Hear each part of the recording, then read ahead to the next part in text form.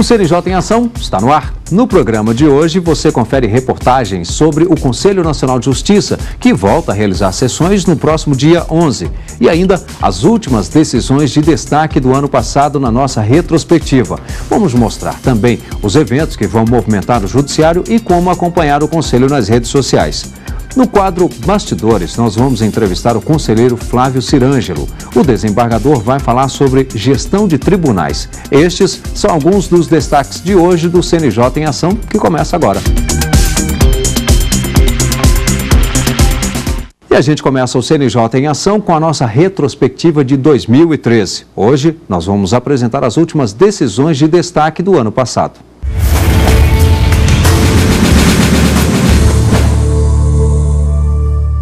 No primeiro semestre de 2013, um assunto que mexeu com todo o judiciário, a participação de magistrados em eventos patrocinados. O assunto veio à tona depois de uma reportagem do jornal Folha de São Paulo, denunciando a participação de juízes em uma festa de confraternização em São Paulo, com patrocinadores desconhecidos. O caso foi investigado pelo Corregedor Nacional de Justiça, ministro Francisco Falcão, que apresentou propostas para impor limites nas vantagens concedidas aos magistrados. A resolução é um marco para a história do novo judiciário que vamos viver a partir de agora. O resultado da sessão permite a contribuição aos magistrados apenas por parte das associações de magistrados, mas a exceção é para eventos promovidos por tribunais, escolas oficiais de magistratura e conselhos de justiça, e o valor deve ser justificado até o limite de 30% dos gastos totais com o evento. É uma primeira tentativa de segregar o poder judiciário dessas relações duvidosas, se não promíscuas às vezes, né, com o empreendimento privado.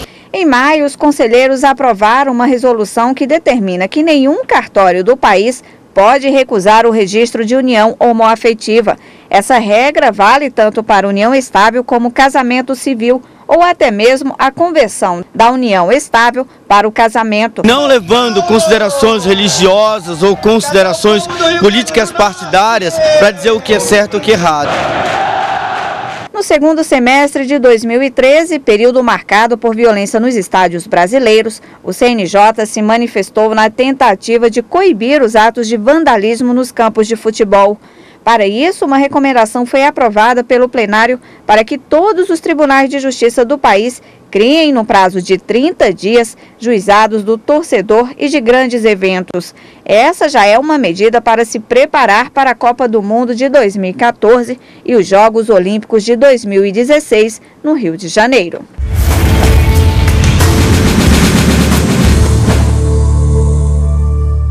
Os dados apresentados em outubro de 2013 são referentes aos julgados realizados em 2012. A 9ª edição apresentada no Tribunal Superior do Trabalho foi considerada pelo presidente do Supremo Tribunal Federal, ministro Joaquim Barbosa, como uma nova fase da justiça brasileira. Os temas se voltam para um novo cenário em que o acesso à justiça exige inovação institucional e reflexão mais apurada, em termos de estrutura, quanto em termos de aprimoramentos normativos e práticas de gestão. A revista reúne informações sobre todos os ramos da Justiça e dos tribunais superiores, com exceção do STF. Nela, os dados estão mais seguros e completos sobre a atuação da Justiça, e elas estão em forma de gráficos em cada região. O número de processos que deixa o judiciário aumentou desde 2010. Atualmente tramitam 92 milhões de ações e supera a quantidade de casos que chegam à justiça. O responsável pela maior quantidade são os de execução fiscal, com 40% de ações pendentes no país. A despesa com recursos humanos, apesar de ter diminuído, ainda representa 87% da despesa global. A maioria está na justiça de primeira instância. O número de magistrados aumentou e, em 2012, a população contou com 17 mil juízes. 5 TJs estaduais e 2 TRTs atingiram o resultado máximo de produtividade. Foram eles os Tribunais de Justiça do Rio Grande do Sul, Rio de Janeiro, Mato Grosso do Sul, Acre, Amapá e os TRTs da 2ª e 8ª região. As informações foram enviadas pelos tribunais ao Conselho Nacional de Justiça e o maior desafio diante dos números é dar mais agilidade no julgamento dos processos. Apesar de ferramentas utilizadas pelo Poder Judiciário, como a conciliação e mediação, o número de litígios ainda é grande por causa da confiança do cidadão na justiça brasileira. O problema é que com a celeridade, rapidez, simplicidade da solução desses litígios vieram em muito maior número, veio a chamada demanda reprimida e com isso os números continuam assustadores. É um dos desafios que temos que enfrentar. Graças a Deus isso mostra que todos confiam na justiça e ainda correm para a busca final da solução dos seus problemas.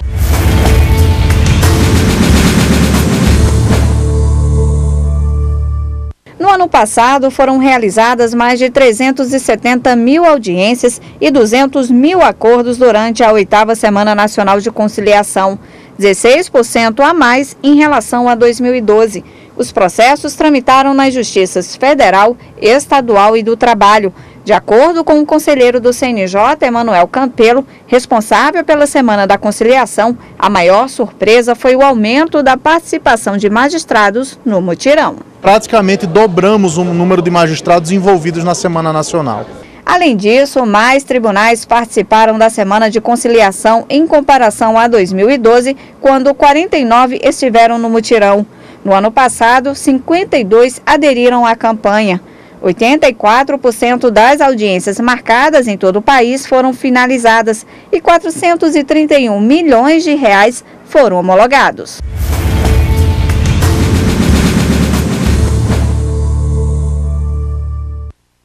O mutirão carcerário foi criado pelo CNJ em 2008 com os objetivos de verificar o funcionamento da justiça criminal, revisar as prisões, promover a ressocialização e sugerir medidas para aperfeiçoamento. No Piauí, cerca de 70% dos presos eram provisórios, o dobro da média nacional considerada pelo CNJ. O motivo desse índice alto está nos papéis. Os benefícios não estavam sendo concedidos para quem já tinha direito de sair da prisão. Foram analisados 1.512 processos pelo Conselho. Desses, pelo menos 239 já deveriam estar em liberdade. Outro problema identificado foi a estrutura do sistema prisional, que não atendia às necessidades básicas dos detentos. O CNJ fez uma série de recomendações. Pediu, por exemplo, para que o governo do Piauí construa em um ano um centro de triagem para 160 pessoas na região metropolitana de Teresina. Foi pedido também que sejam criadas vagas nas penitenciárias do interior do estado para os apenados que estão em regime semiaberto. Outro mutirão foi realizado no Rio Grande do Norte. Lá também foram encontradas diversas irregularidades e a comissão do CNJ fez 46 recomendações ao Estado. Entre elas, a retirada de presos de todas as delegacias, porque não tinham as condições mínimas para receber os detentos. Os estados do Ceará e do Amazonas também foram fiscalizados pelo Conselho Nacional de Justiça. No Ceará, dos quase 16 mil processos analisados, foram concedidos 878 benefícios, entre eles extinção da pena e livramento condicional. No Amazonas, o mutirão avaliou as condições dos presídios e, como nos outros lugares, a realidade lá não é diferente. A superlotação inviabiliza naturalmente qualquer tratamento penal razoável. E esse problema da superlotação nós precisamos enfrentar em duas frentes, vamos dizer assim. Uma delas é a de abertura de vagas e vagas com qualidade. O outro é o de aproveitarmos melhor aquilo que a própria legislação já prevê, das medidas cautelares alternativas à prisão. Nós ainda aplicamos muito pouco no Brasil.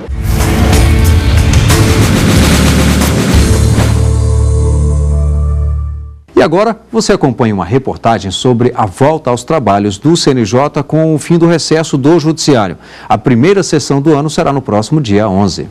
Os conselheiros retomam o trabalho com julgamento de processos e pautas com decisões que envolvem o Judiciário brasileiro. Esta será a sessão de número 182, que conta com a volta de 15 integrantes. 9 magistrados, 2 membros do Ministério Público, 2 advogados e 2 cidadãos com notável saber jurídico, além do presidente do CNJ e do Supremo Tribunal Federal, ministro Joaquim Barbosa. O CNJ em Ação mostra para você agora quem são os conselheiros da atual composição. O Corregedor Nacional de Justiça é o ministro Francisco Falcão, indicado pelo Superior Tribunal de Justiça. A vaga do Tribunal Superior do Trabalho é ocupada pela ministra e conselheira Maria Cristina Peduzzi. A desembargadora de Tribunal de Justiça de Estado, conselheira Ana Maria Amarante, foi indicada pelo Supremo Tribunal Federal. A terceira conselheira, Débora Ciossi, é juíza de direito do Tribunal de Justiça de São Paulo, também indicada pelo STF. O conselheiro Guilherme Calmon é desembargador federal e foi indicado pelo Superior Tribunal de Justiça para fazer parte do CNJ. O conselheiro Saulo Bahia é juiz federal, também indicado pelo Superior Tribunal de Justiça. Representando o Tribunal Superior do Trabalho, o CNJ conta com a participação do desembargador federal Flávio Cirângelo. Rubens Corado também foi indicado pelo TST e é juiz do trabalho. Já a Procuradoria-Geral da República indicou a Procuradora Regional da República, conselheira Luísa Cristina Franz Heissen. Ainda pela PGR, o promotor de Justiça do Ministério Público do Estado do Pará, conselheiro Gilberto Martins. A Ordem dos Advogados do Brasil faz 2 indicações ao CNJ. Pela ordem fazem parte da composição os conselheiros Gisela Gondim e Paulo Teixeira. Para terminar, 2 cidadãos com notável saber jurídico, indicados pela Câmara dos Deputados e pelo Senado Federal, os conselheiros Emanuel Campelo e Fabiano Silveira. É com esta composição que na próxima terça-feira, os conselheiros voltam a decidir os rumos do Judiciário. Quer saber mais dos principais assuntos nas redes sociais e como acompanhar o CNJ? Confira no quadro Tá na Rede.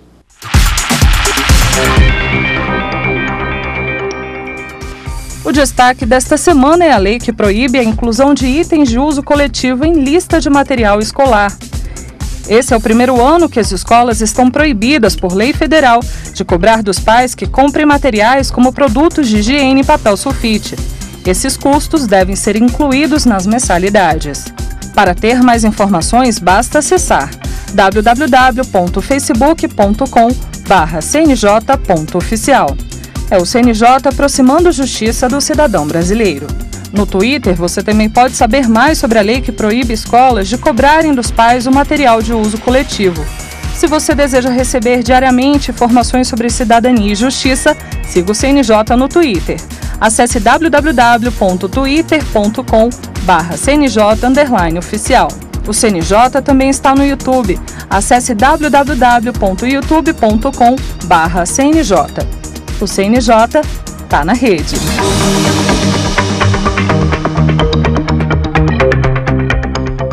E chegou a hora de você se programar para conferir os próximos eventos que vão marcar o Judiciário. Acompanhe no nosso calendário.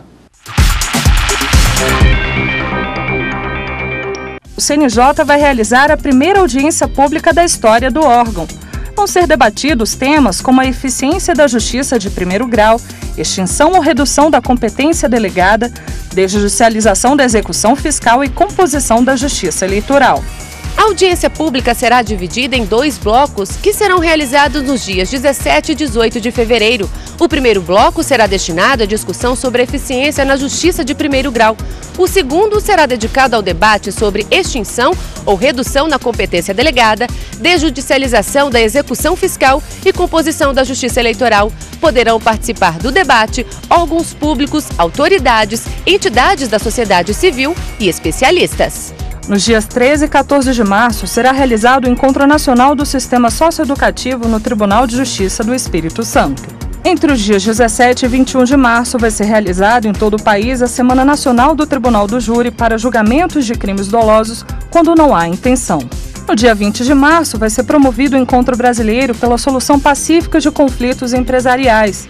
O evento será em São Paulo e faz parte de uma parceria entre o CNJ, Sebrae e o CRJ.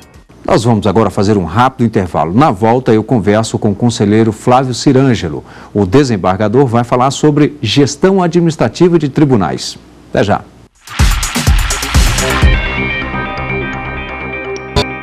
O CNJ em Ação está de volta com o nosso quadro Bastidores e no programa de hoje eu recebo o conselheiro Flávio Cirângelo. Ele vai falar sobre a gestão administrativa de tribunais. Conselheiro, muito obrigado pela presença.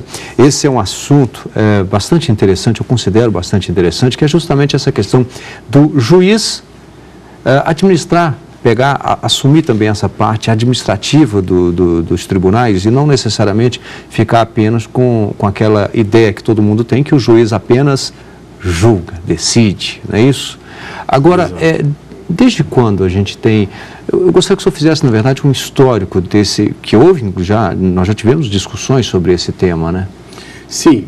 Na verdade, desde sempre, os tribunais brasileiros, historicamente, foram comandados e realmente dirigidos pelos juízes, os juízes mais antigos. Sempre foi essa tradição.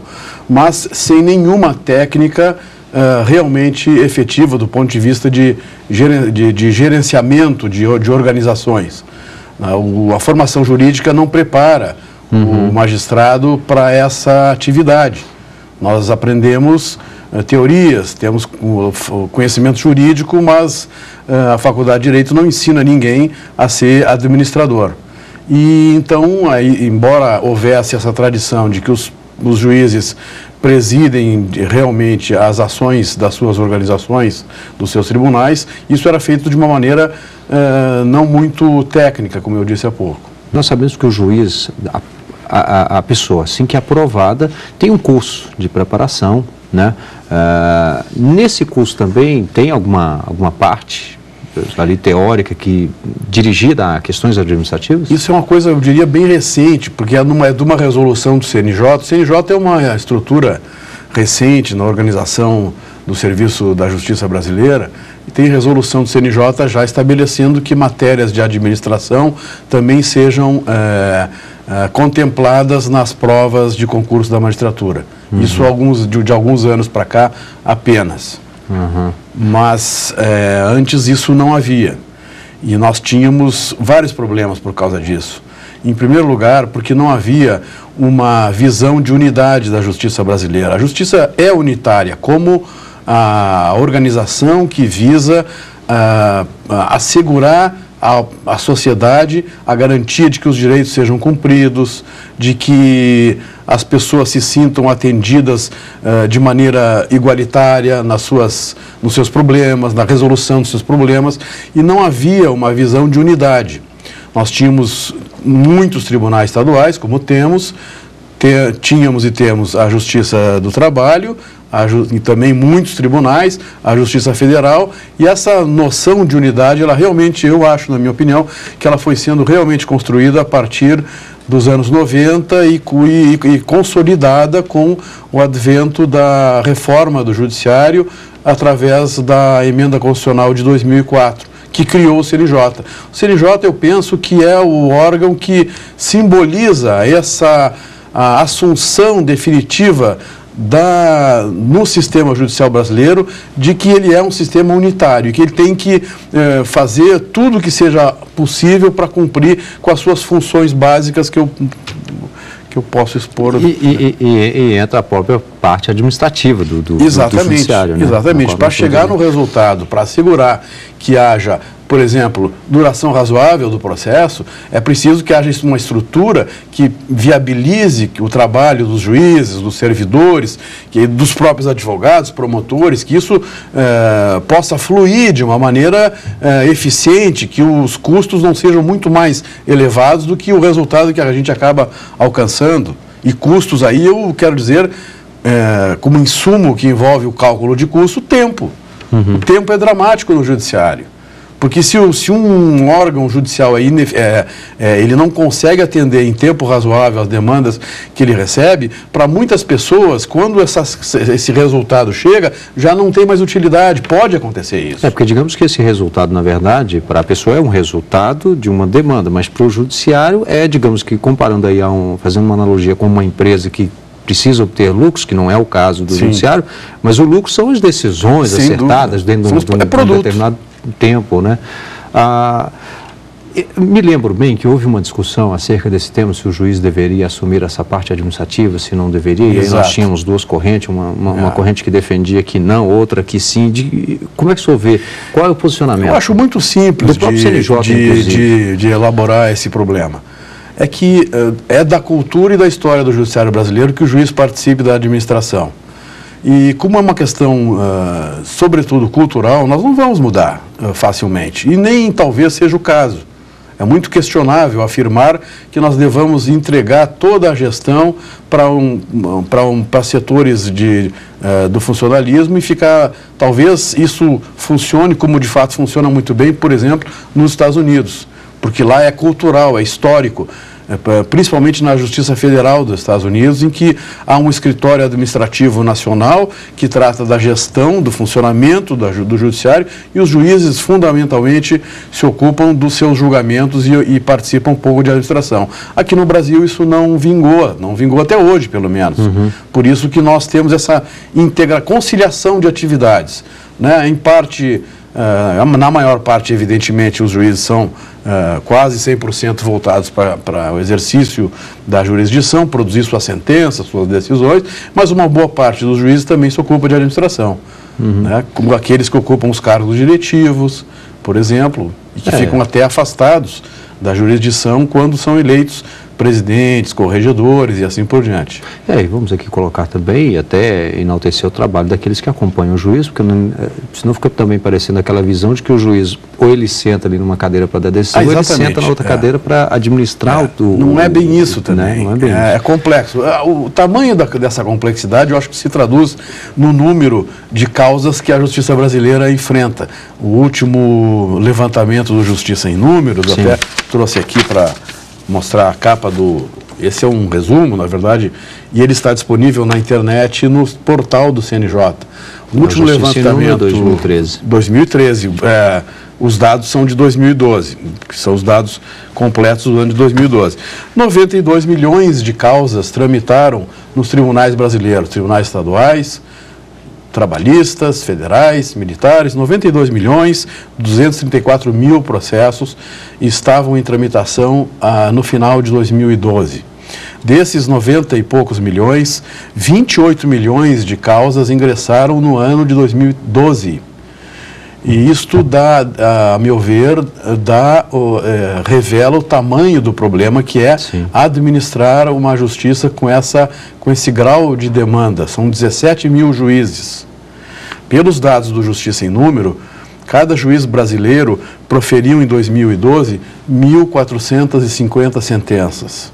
Se nós pensarmos que o ano tem 365 dias úteis, em média, os juízes brasileiros produziram 4 sentenças por dia. Por um lado, um ponto positivo, significa que o brasileiro acredita na justiça brasileira. Também, e tem muitas expectativas em relação à justiça. E nós temos que dar um jeito de corresponder a essas justas e legítimas expectativas. Bem, eu tive aqui a satisfação de conversar com o conselheiro Flávio Cirângelo. Muito obrigado pelos esclarecimentos. Foi uma satisfação. E nós vamos agora conferir mais uma notícia de destaque do Conselho Nacional de Justiça. O sistema foi desenvolvido pelo CNJ em parceria com os tribunais e a participação da Ordem dos Advogados do Brasil. No primeiro dia de funcionamento, até às 7 horas da noite, já contava com 14 advogados cadastrados. Tem acesso ao PJE, conselheiros, juízes auxiliares e servidores do CNJ, além de advogados e qualquer pessoa com certificação digital. É preciso que você tenha o Java instalado e atualizado na sua máquina, e o sistema ele exige certificação digital. Então é necessário que o usuário ele tenha o driver do certificado digital dele instalado no computador. Já na primeira tela do novo sistema, o usuário tem as principais orientações de acesso para chegar às informações que precisa. De casa ou do escritório, um advogado vai poder peticionar processos sem precisar ir aos tribunais. oferece o acesso remoto, ou seja, um advogado, por exemplo, não precisa se direcionar fisicamente, né, até o tribunal para peticionar, ele pode fazer isso do seu escritório ou até mesmo de casa. E, além disso, a ideia principal do PJE é se tornar no futuro próximo um sistema único de peticionamento do judiciário, não só de peticionamento, de acompanhamento processual. Então, isso facilitaria a vida dos usuários externos, de forma que eles precisariam aprender apenas um sistema. E o CNJ em Ação termina aqui. Nós temos um encontro marcado no próximo programa. Até lá!